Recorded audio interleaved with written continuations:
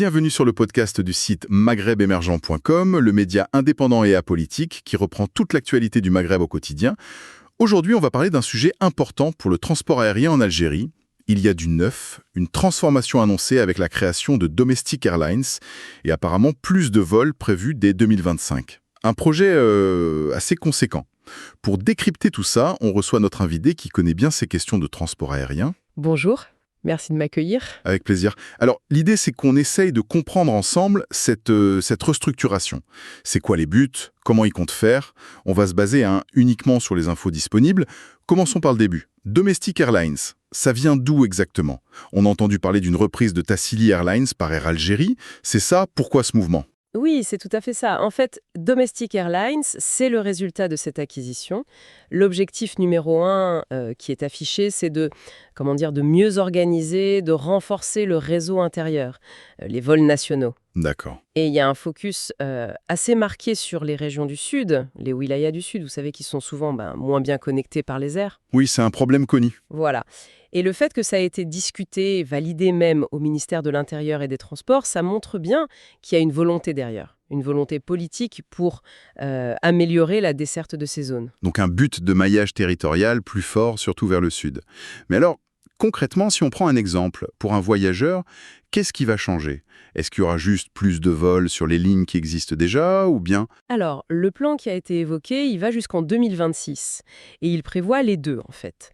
D'un côté, oui, augmenter le nombre de vols sur des liaisons existantes, plus de fréquences.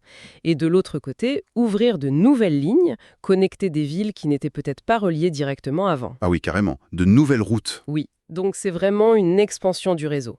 Et chose à noter, les services spécifiques, par exemple pour le secteur des hydrocarbures, très présents dans le sud, ces vols-là seraient maintenus. D'accord. C'est pas une table rase, on construit sur l'existant. Voilà, c'est plutôt une densification, une extension. Logique. Mais pour faire voler plus d'avions, il faut plus d'avions. Est-ce qu'on a une idée de comment cette nouvelle compagnie va s'équiper? Oui, cet aspect a été abordé. Air Algérie, donc à Maison Mère, a passé une commande assez importante. S'ouvre 16 nouveaux avions. Des ATR. Des ATR. Pourquoi ce choix spécifiquement? Les ATR, ce sont des avions de transport régionaux, des turbopropulseurs. Ils sont réputés pour être assez économiques sur les distances courtes et moyennes.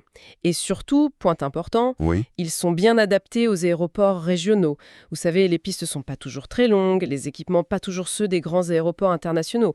Donc, les ATR, c'est un bon compromis. D'accord, adapté aux réalités locales. C'est ça. Et ils vont être intégrés petit à petit dans la flotte de Domestic Airlines. Compris. Choix technique logique, mais bon, une compagnie, c'est des avions, mais c'est aussi et surtout des gens. Les pilotes, les techniciens, le personnel au sol, qu'est-ce qu'il advient des employés de Tassili Airlines dans tout ça? C'est souvent là que ça coince les transitions. Tout à fait. Et c'est un point qui semble avoir été pris en compte. D'après les annonces, il y aurait des programmes de formation, de qualification. Pour qui? Pour tout le monde, le personnel navigant, pilote, PNC, mais aussi le personnel technique au sol, la maintenance, les opérations. L'idée, c'est à la fois de maintenir les standards de sécurité, de qualité, et puis d'accompagner les salariés. Et les emplois? L'engagement qui a été communiqué, c'est de préserver tous les emplois de Tassili et de faciliter leur intégration administrativement, opérationnellement, dans la nouvelle structure.